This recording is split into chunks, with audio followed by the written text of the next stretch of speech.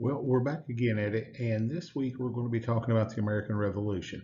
And this is one person told me, said, Brown, that's your sandbox, and it truly is. And I don't want to spend so much time and try to put so much depth on this that it's just a little bit odd. So what we're going to look at here is the beginnings or the early stages of that American Revolution, in particular that War for Independence. And what we've seen after last week was the fact that the colonists are on this road to revolution. And if you do your reading in the first part of the Yawp chapter, you're going to see how that happens with action and reaction. So what I want to look at here is the beginnings of that war for independence.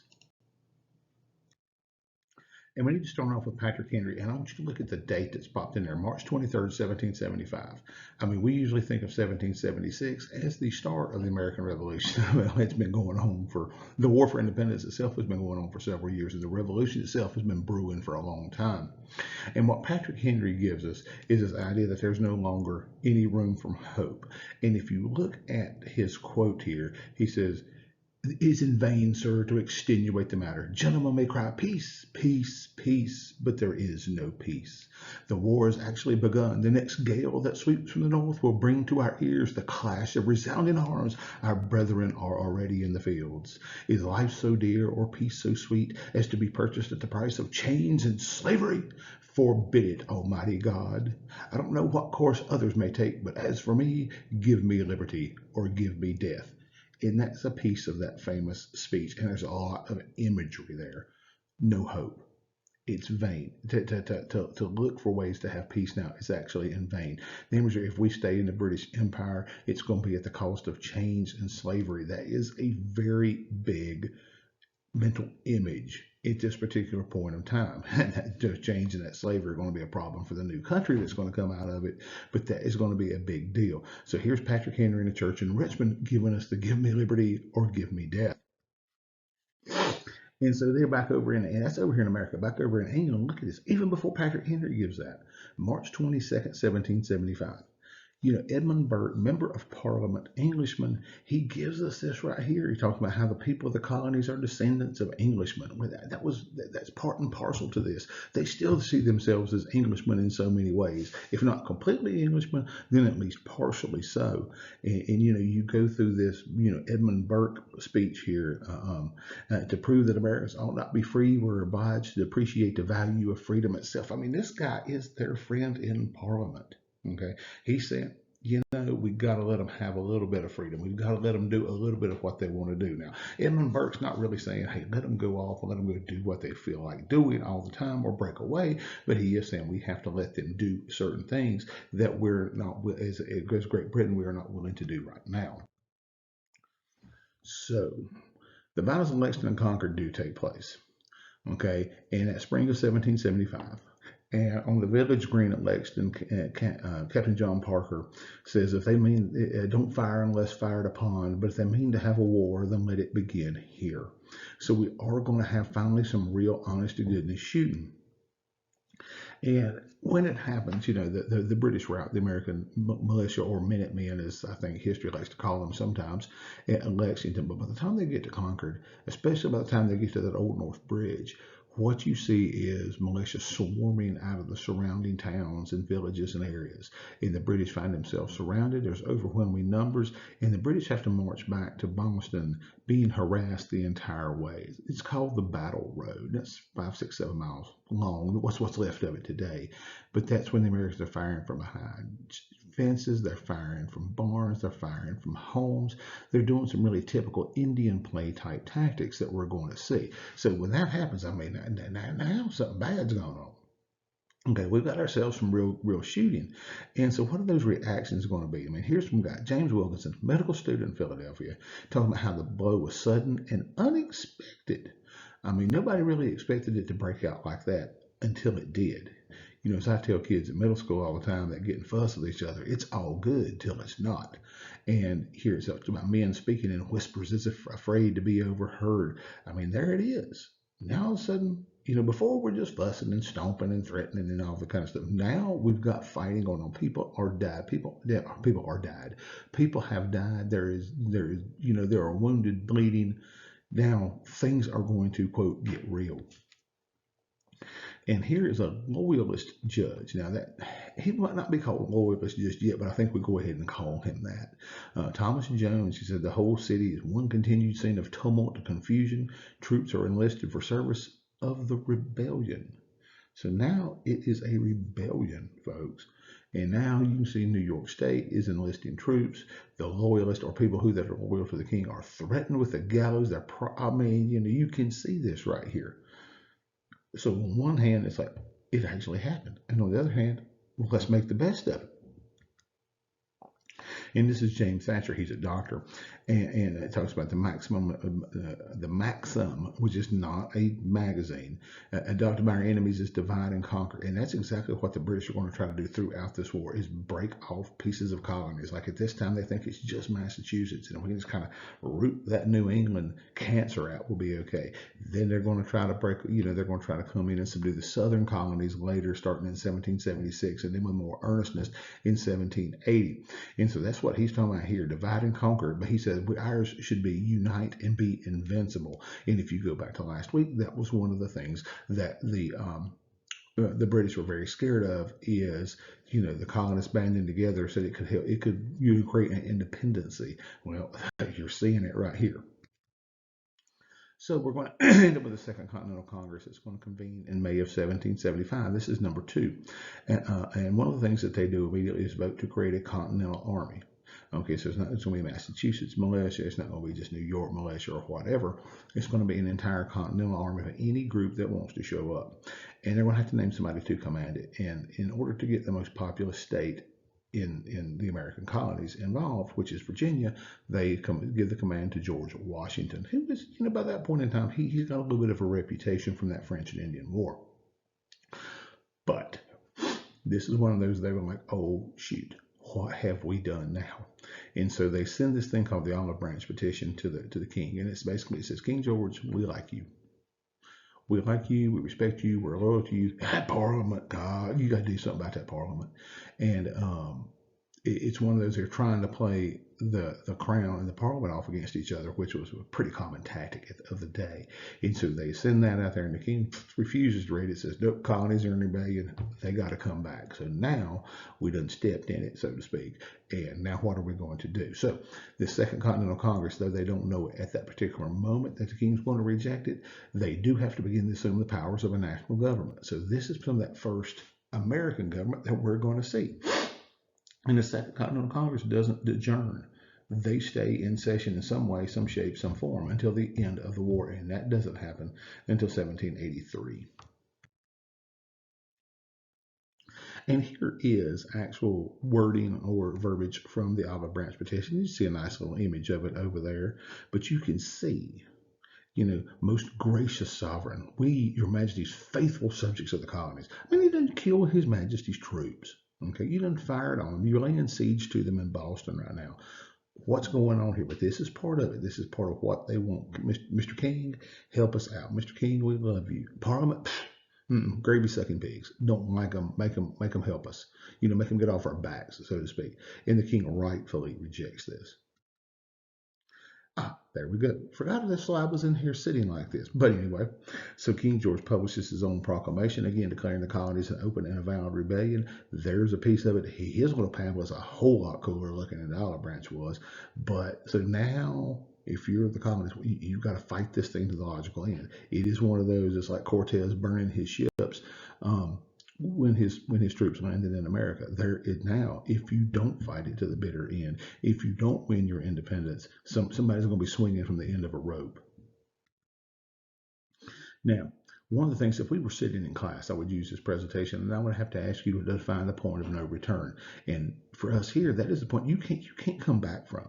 I mean, we all got to go forward.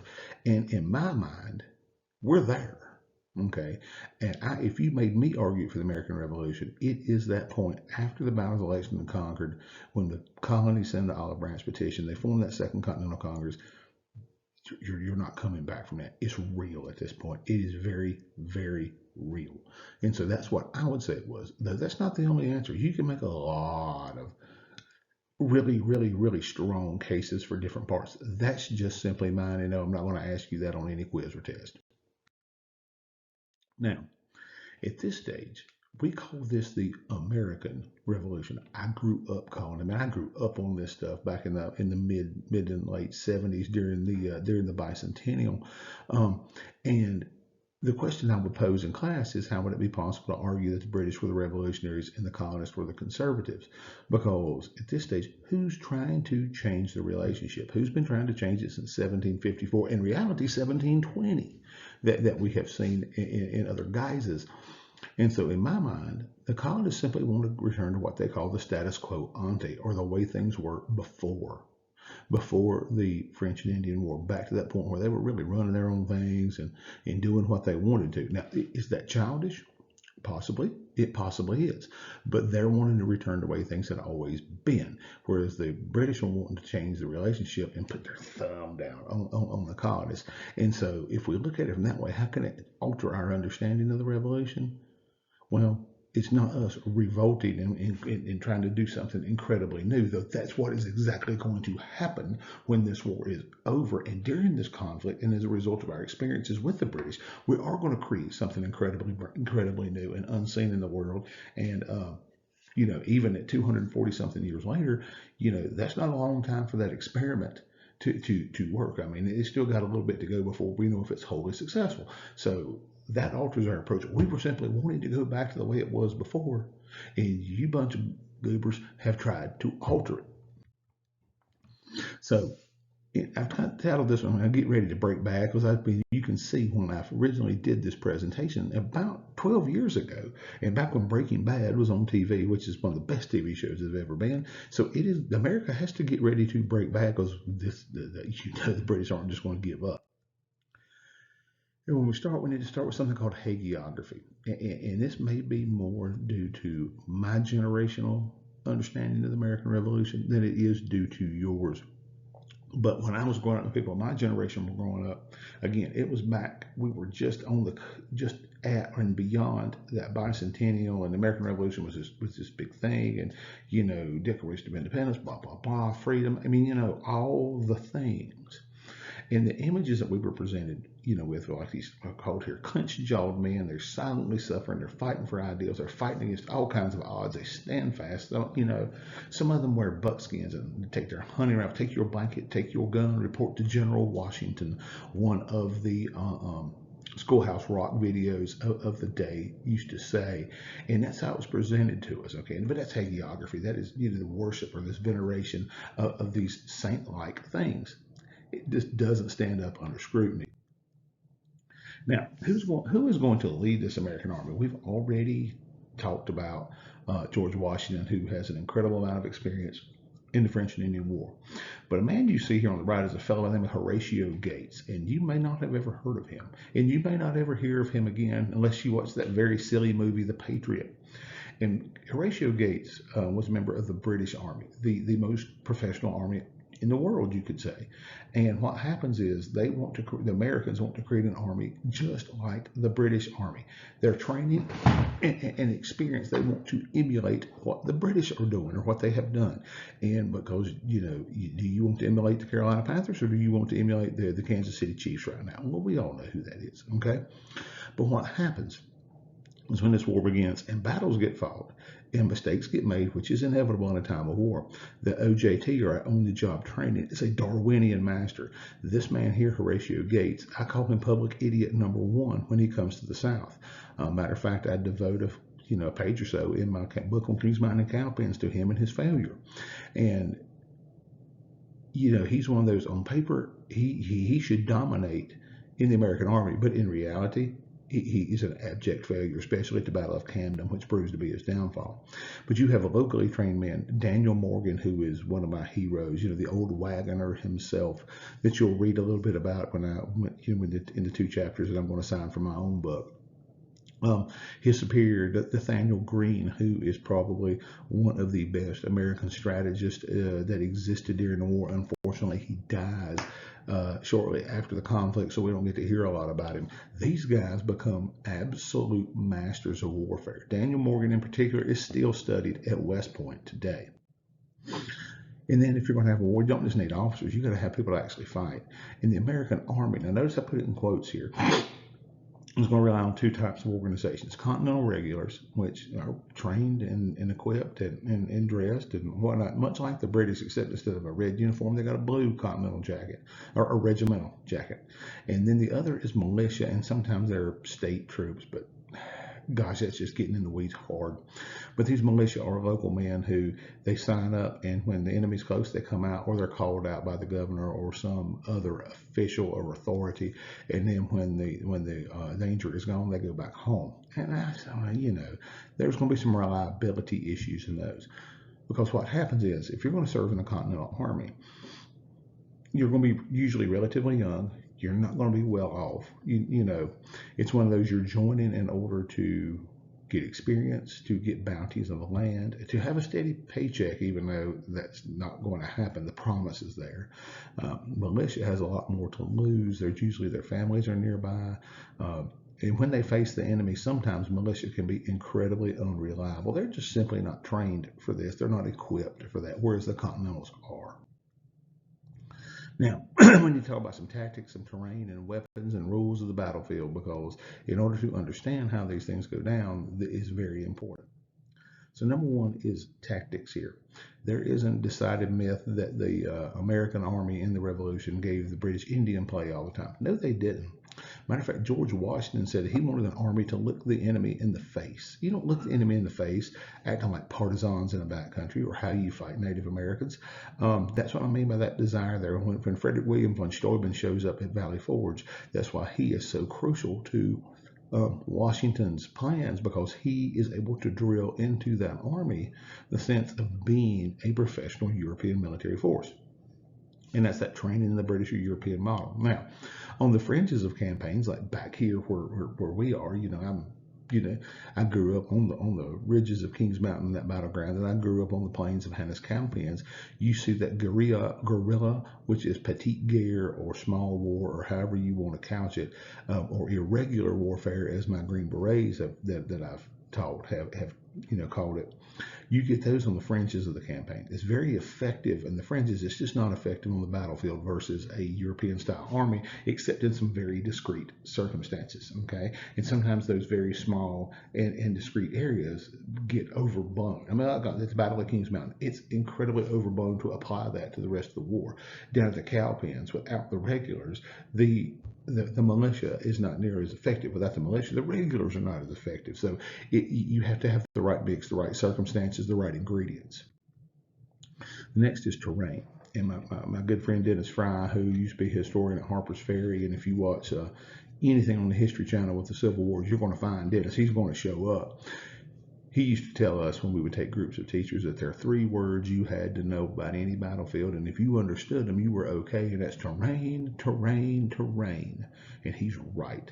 The proper use of terrain is going to make or break the two, and it says the 2 battles we're studying, the 2 that we're going to at the Kings Mountain and Cowpens. It makes and breaks those 2 battles, okay? And in general, you want the high ground. There's an old phrase, good high ground is good ground, and good ground is high ground. And I cannot find an instance where that is not correct. Now, how you use it matters, because as old Ferguson's going to find out over on Kings Mountain, the military crest and the geographic crest are not the same. Geographic crest is the very tip top. The military crest is slightly below it and doesn't silhouette you against the sky. Now, is that something I'm going to ask you again? No, it's not. So, got to have a little weaponry if we're going to fight it. You've got the musket. That is the AR-15 of the day, or the M4 carbine, or whatever you want to use, or the AK-47, or whatever else you want to get in your head. It fires a ball about the size of a man's thumb, about 69, 70 caliber. It fires one. It goes down into a barrel that is slightly bigger. It is not rifled, so it does literally rattle. I mean, it is like a Bryce Young pass. It wobbles and flops around. And to about 50 yards, it is supremely deadly. But after 50 yards, if you get hit, it's generally considered to be simply bad luck. Okay? Now, don't get just absolute on those numbers, but they're really, really close. In old crap mode, you can fire that weapon about 4 times a minute. I have seen that done. but it will eventually foul. It will eventually get to the point where you can't get the ball down the barrel. Then that weapon, let's say the enemy's upon you real quick, that weapon weighs about 10 pounds. It's made out of heavy walnut or oak stock. It makes a heck of a club. You beat somebody to death with that thing. You don't believe me? Go find one and pick it up and you'll be like, yep. And on the end of it's a socket for a bayonet. And that bayonet is the terror weapon of the 18th century and even partially 19th century warfare. Nobody wants that bayonet in them. You don't want that bullet in you either. And so you could drop the bayonet, I call dropping. It's like taking the weapon, cutting it down, present the bayonet, charge, scare the bejesus out of people. Okay, it's great except at a distance. Well, that's where the rifle excels. I mean, you can get out to almost 300 yards with one of those things. There's grooves in the barrel. It spins the bullet and means you can hit what you aim at. I mean, it's like, Tom Brady versus Bryce Young, which used to be Tom Brady was always the one I would use for years. But it's about 50 caliber, so it's a smaller bullet, and it uses a greased patch around that bullet so it fits snug. So it's hard. I mean, it's hard to get down in that barrel. It takes nearly a minute, if not over a minute, depending on the weapon's condition, in order to load it, which means you got one shot, the other guy's got four. Okay, in the same amount of time. Now you can reach out and touch somebody, but they're coming at you. At common time, the slowest march is 70 yards a minute, and it gets faster from there, so they can close with you real quick. This weapon is light because you hunt with it. You don't want to carry a 10-pound, 12-pound gun when you're hunting. It's very light, which means if you swing that stock, it's going to break. It does not have a bayonet lug, but at a distance, it can reach out and touch somebody in a rough way. Artillery, the time you see a 3-pounder from down at the cow pens, I mean, it fires a 3-pound shot. It's going to show up at the cow pens, but there's going to be none present at the Battle of Kings Mountain that you're going to read about. But these things fire big iron balls. They fire something called grape, which makes it into a gigantic shotgun. There are a couple of different types of ammunition, but they play a role in some of the battles. They're not as much in the two we're going to deal with, but they are there. So again, battlefield rules. The first one is terrain. You got to put yourself on the right terrain, and you're going to see that when Dan Morgan gets to the cow pens. You're going to see that when Patrick Ferguson gets to the ridges of Kings Mountain, though he doesn't know how to use it. And in the battle, there's offense versus defense. It's actually easier to play defense in warfare than it is to play offense. Okay, defense has some immense advantages. All you've got to do is not get run off. Okay, whereas offense, you've got to attack in a place where people are set up, and you generally need a ratio of 2.5 to 1 to achieve victory. The modern military says 3 to 1, but at this time it was 2.5 to 1, just a little different time. And that battle gets momentum. Let's say you achieve a breakthrough or you drive the enemy back. It's easier to do it again and again after you've done it once. So there's this momentum, and then there's this psychology of the battle where people don't know how long it takes. That's why there's some great discussion on how long the Battle of the Cowpens takes. One historian, Larry Babbitt, says it took about 20 minutes. You can't walk what happened in 20 minutes, but that's a different story. People don't know how long things take. Some of them have what they call what we call an out-of-body experience. It's almost like they're looking down on themselves, fighting. There can be like automatons. I mean, it's crazy. Having never been in conflict like that, I don't know.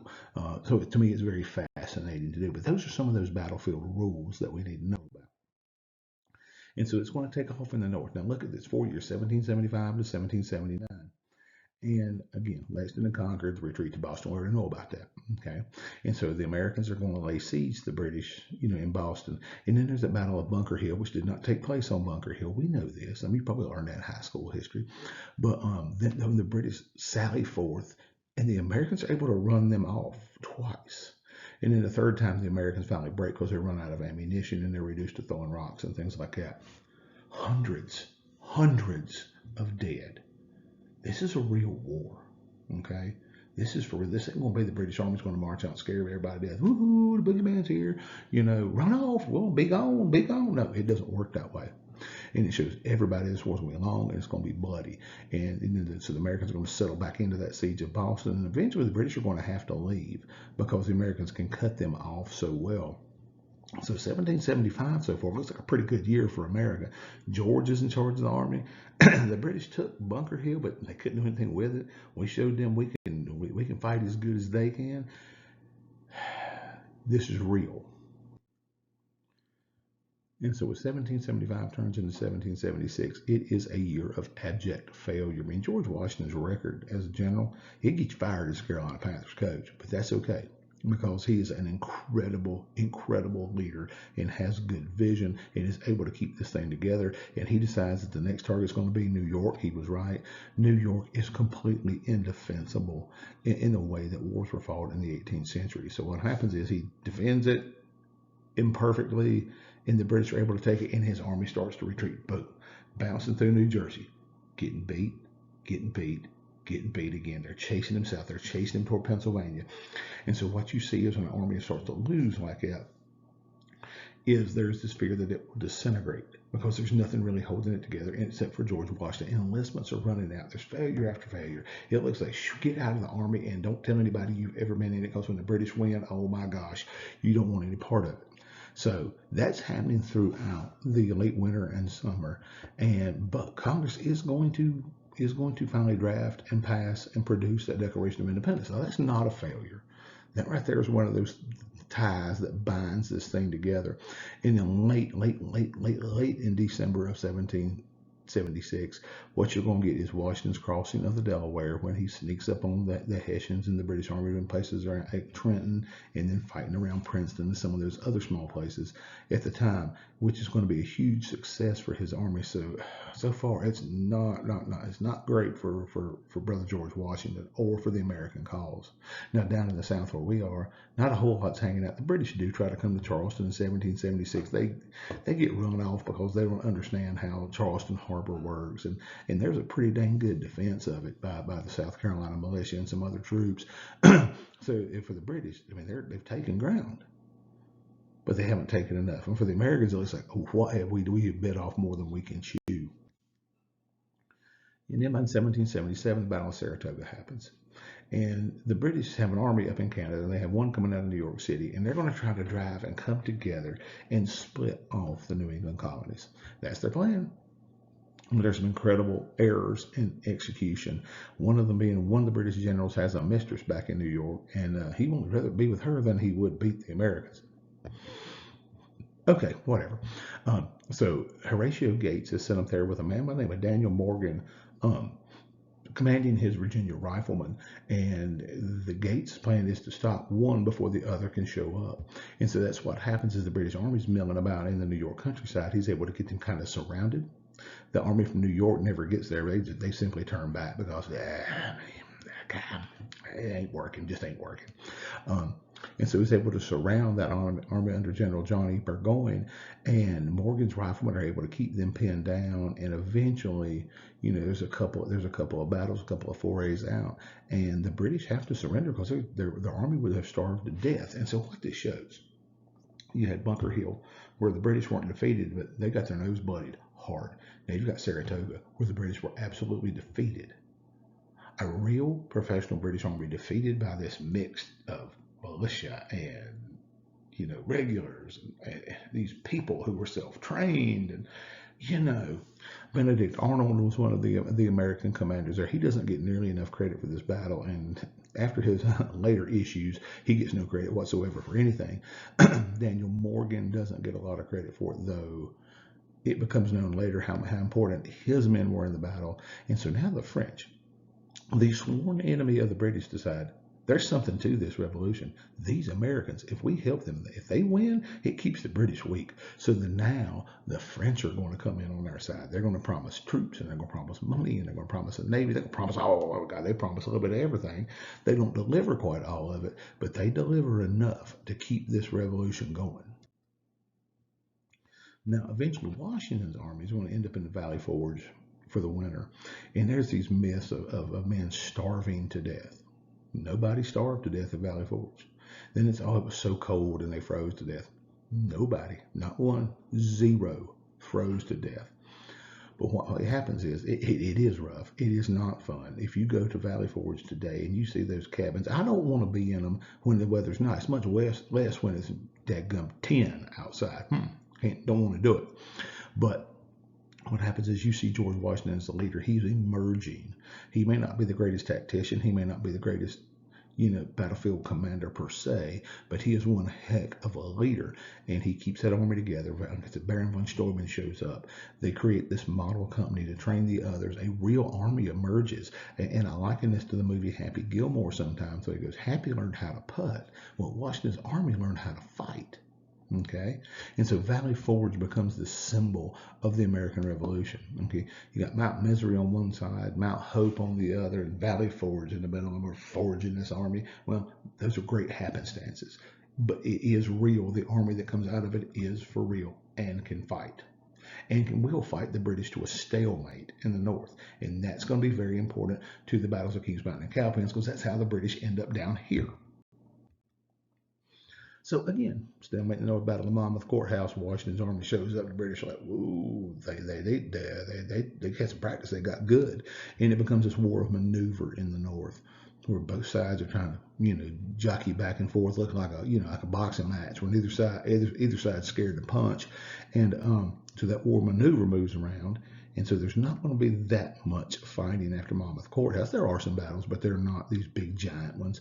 And then at the Carlisle Commission, the British start to see that maybe there's a lot of loyalists in the South. And if we just go down there and we get an army in amongst them, that what's going to happen is they will rise up, cast off these colonial governments, and the American South, the real prize of America in a lot of ways, because of this agricultural products and this and that, we can bring it back into the empire. Now, this right here is kind of like when you were growing up, if you ever asked mom and dad if you could do something and they said maybe, in the child's mind, if you're like me or like my children were, that means yes.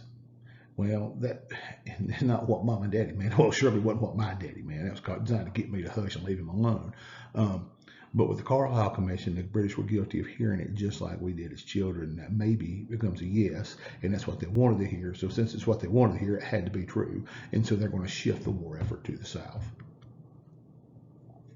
Oh, I forgot it did that. How cool was that? And the next time it's decisions time. And by this point, the colonists are bent on independence. That declaration kind of made it, it kind of made it kind of real. So if you had your name signed to that thing and this war gets over and you lose, you're going to get hanged. There's a great meme that goes around on Twitter and Facebook a lot of times that says, it's only treason if you lose. Change my mind. Well, there's a lot to that. And so what happens is the biggest profits being down here. So that fundamental shift in British colonies